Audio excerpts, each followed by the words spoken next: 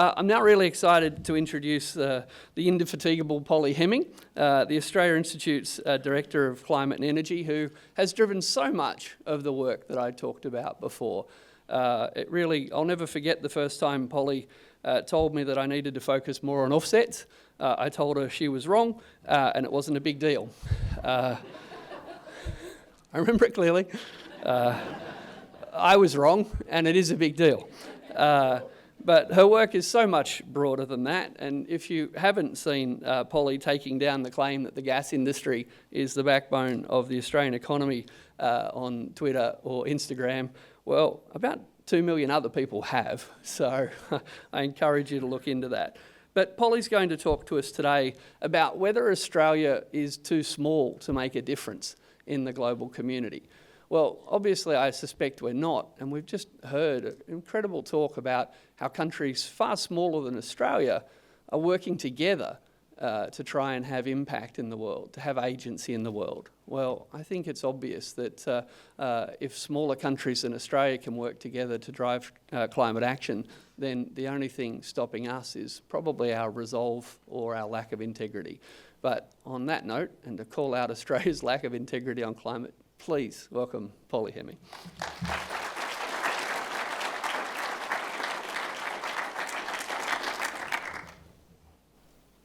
Sorry, I'm just going to refresh myself.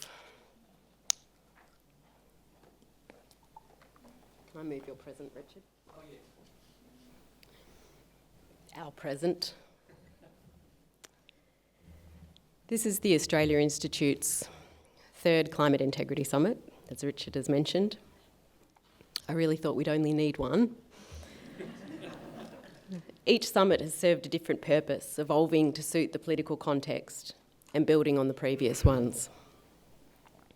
The first Climate Integrity Summit brought together the key themes of the 2022 election, which seems so long ago now, but it was won on platforms of climate and integrity.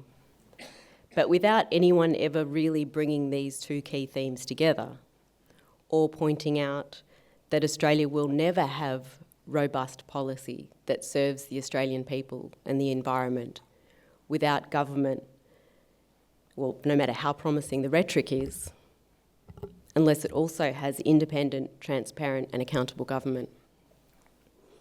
Having made this explicit link, the second Climate Integrity Summit in 2024 provided the actual policies that could be implemented by an independent, transparent and accountable government to protect the environment and serve the Australian people and reduce emissions. And it exposed those policies and indirectly the individuals that are stopping this from happening. Last year's Climate Integrity Summit stripped away the idea that taking measures to slow the rate of climate change in Australia or globally is anything other than a moral issue for a country as rich as Australia. The climate crisis is not an economic crisis. It's not a technological crisis. The climate crisis is a crisis of integrity. As a nation, we decide that short-term profit for a few corporate players is more important than life itself. Or, as a nation, we decide that it's not, and act accordingly. That's what it comes down to. This year's summit in 2025 comes at a time when I think it's fair to say that things feel more precarious than ever in the face of increasing inequality, corruption, and corporate dominance. And correct me if I'm wrong, but I don't think it's just me who's feeling this way. So I truly believe that this year's summit is more important than ever because it demonstrates how those we perceive as minor players, individuals, small organisations, small nations, small alliances in and out of Parliament, can and do wield enormous power. Notionally small actors can create enormous change. I work for a relatively small organisation that in various ways has been influencing and changing the democratic fabric of Australia for the last 30 years, through courage and perseverance almost entirely. And that's been to the delight of some and to the intense displeasure of others. Today we've got a program of truly extraordinary people who are influencing the global ecosystem through their thought leadership, their activism, their multilateral and parliamentary negotiations. And of course, we're in this entire building, which is full of individuals and their alliances, who essentially dictate our future.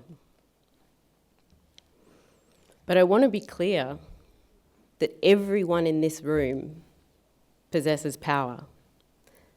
And that doesn't mean that everyone uses it or uses it constructively. But please don't make the mistake of thinking that the people in this building or that you in this room don't have power. Australia is not small. We're often just told that it is by our leaders when they want to avoid international responsibility for something. Australia is the world's 13th largest economy. We've got a GDP about the size of Russia. Our choices matter. And it's often hard to make the causal links, but what you do does influence Australian policy, and for better or worse, what happens here in Australia affects the international ecosystem. How we vote, what we vote for, what we protest, what we boycott, what we turn up for, what we don't turn up for, what we tolerate, what we ignore, what we support across the entire spectrum: tax, human rights, supermarket prices, house prices, equality, health, war, security, transparency, the environment, all of that has international significance. Our education and welfare systems shape our national character. And by extension, that shapes our international engagement. It determines whether we project confidence or fear, openness or xenophobia, thoughtful engagement or reactive nationalism, respectful partnerships or colonial arrogance. Just ask anyone who has ever encountered our diplomatic staff what that's like. When we allow media concentration to narrow public debate, when we embrace punitive approaches to social issues, when we prioritise short-term convenience over long-term well-being, these choices echo outwards through our diplomatic relationships, our business practices, and our regional influence.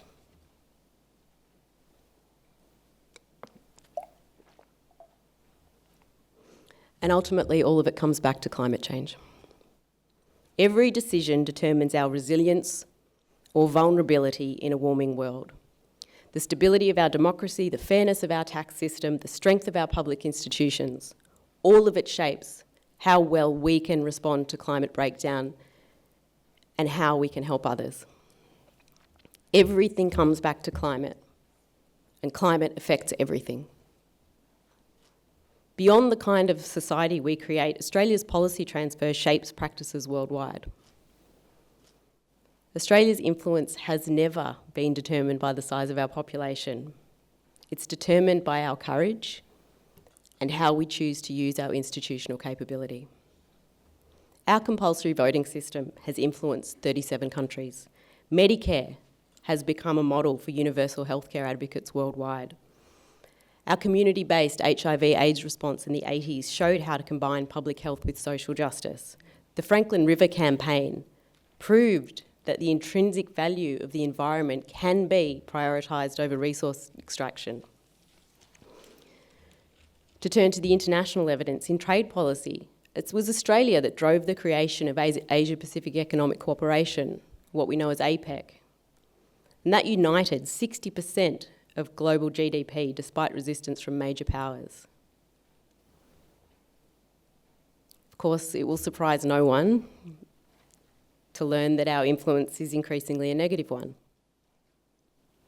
Australia is one of the world's largest fossil fuel exporters, and we didn't get there by accident. Australian governments on both sides have consistently served as champions for the resource industry in Australia and overseas, putting this industry's interests over the Australian people, and despite the economic and environmental risk it poses.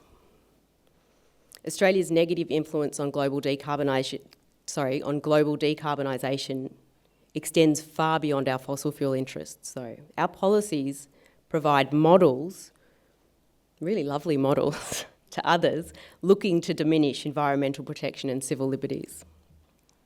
Australia's trademark carbon accounting loopholes, which are literally called the Australia Clause in official documents, have undermined global climate action because they make it legal for countries to cheat at emissions reporting. When Rupert Murdoch and Kerry Stokes are allowed by our leaders to control the majority of print and broadcast media in Australia, their global power and wealth and reach grows. When Resources Minister Madeleine King tries to pass legislation to weaken consultation with traditional owners, it offers a model for other petrostates on how to undermine Indigenous voices, and it has a broader impact of weakening global recognition of that intrinsic ancestral connection to land. When the first person ever prosecuted under Australia's war crimes legislation was not a soldier accused of atrocities, but a whistleblower exposing war crimes, it narrows the voices that are allowed to speak, and it also offers a blueprint for how to criminalise independent voices. Of course, and unfortunately, we can't have a conversation about climate policy without acknowledging what's happening in the US. There have been shifts in the global response to climate change, with the US withdrawing from its obligations under the UN Global Climate Treaty, cutting its climate finance and its aid, as you all would be aware. And major corporations, including here in Australia, are stepping back from their climate commitments. But I want to be clear, if you weren't already aware, the US was planning fossil fuel expansion and sabotaging global climate action long before this explicit retreat. This exodus simply makes transparent what was already occurring. It exposes those executives and political leaders who really never had any intention at all of following through on those furrow-browed statements about the urgency of climate change and the economic prosperity that could be found.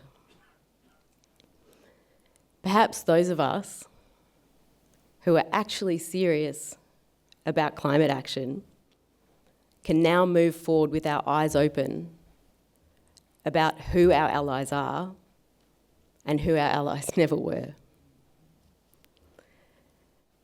The real vulnerability for Australia lies not in Donald Trump's immediate policy shifts, but in its deep dependency on the US that our government continues to reinforce. And my colleague Emma Shortis will be talking about this in more depth. As the US sabotages its own economic and environmental future, Australia risks being taken down with it like crew on a sinking ship.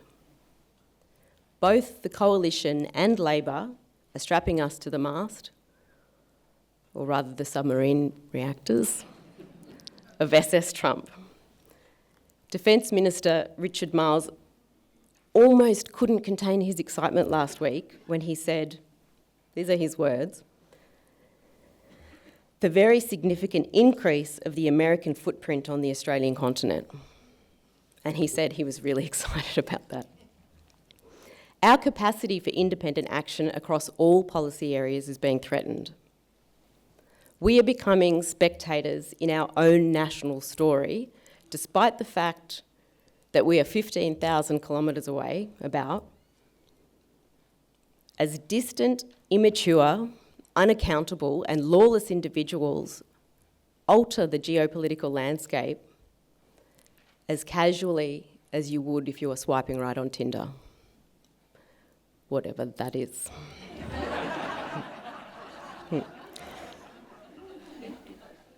If Australia doesn't chart an independent course, if Australia doesn't protect its ecological and economic interests while becoming a partner and leading in the Asia-Pacific region, we are going to wake up every morning wondering whose war we've been roped into while we slept. Australia's history proves we know how to act independently. When Gough Whitlam recognised China, it was a really bold move. Intelligence sharing with allies was restricted. Military ties were re-examined, trade talks stalled, yet that decision ultimately helped shift US policy. Bob Hawke's stand against French nuclear testing carried risks. Again, threats of trade retaliation, diplomatic pressure, but Australia pushed forward. Australia took France to the International Court of Justice and helped bring nuclear testing in the Pacific region to an end. In 2011, Australia introduced plain packaging laws for tobacco, and the tobacco industry went berserk. They took Australia to almost every court imaginable. But we didn't wait for global consensus, we acted, and today 21 countries have followed our lead. The Franklin Dam campaign wasn't just about saving a river. It changed the way the world views cultural and environmental heritage, and now 47 countries adopt those principles. I'm absolutely not suggesting that all these initiatives were purely altruistic. But the overwhelming truth remains, Australia has acted independently, often ahead of global consensus, and it's made bold choices that have reshaped international policy and inspired others to follow. And this evidence really matters as we approach the 2025 election because it shows that we're not powerless. The narrative that Australia must always follow great powers, that we're too small to affect global outcomes, it just doesn't match historical reality. Australia has money. Australia has the means to decarbonise, has the means to adapt to catastrophe, to help others adapt to catastrophe. Australia can stop subsidising and building export gas and coal mines. The Australian government has repeatedly acknowledged the threat of climate change. Climate Minister Chris Bowen last year said at COP, the age of fossil fuels will end. Of course, he's previously said that not acting on climate change would be an act of intergenerational negligence. Environment Minister Tanya Plibersek said she would not shy away from difficult decisions. Or, cheers. She said she would not accept extinction as inevitable. Foreign Minister Penny Wong, on our behalf, said we stand shoulder to shoulder with the Pacific countries. These people know what has to happen. Australia is one of the world's richest countries. But the media and government want you fixated on a budget surplus so that you don't actually pay attention to the real issue, which is Australia's deficit in independence and integrity. As our nation's prosperity has increased, complacency and caution has taken the place of boldness and bravery. And it's with good reason, I don't blame any of us for that. With the intensification of neoliberalism and authoritarianism in Australia over the last 30 years, our leaders, increasingly scared themselves, have taught us to be scared. Scared of power, scared of refugees, scared of wind farms, scared of losing franking credits we never had, scared of the looming threat of foreign invasion by people who aren't the right colour, scared that First Nations people will have any kind of say in the policies that affect them, scared of being put in jail for telling the truth, for attending a protest, scared of abstract things like the economy, the stock market, scared that more for others must mean less for us. It is fear, incrementalism, low expectations, and let's face it, an aversion to discomfort that are the greatest threats to everyone in this building. With the US dominating the news cycle, it seems fitting to refer to a quote often attributed to the American author and activist Alice Walker, who herself survived US segregation and racial terror in the 40s, fought for the civil rights movement in the 1960s, and still perseveres in the face of whatever we call this era we're all entering now. And that is, the most common way people give up their power is by thinking that they don't have any. We've been conditioned to believe that we're powerless, that our voice is too small, our influence too limited, as individuals and as a nation. The question isn't whether Australia has the capacity to lead with integrity. The question is whether the people in this building have the courage to do it. Democracy dies. Sorry. So it's breakfast martinis. Democracy dies without high expectations. It will die without our bravery.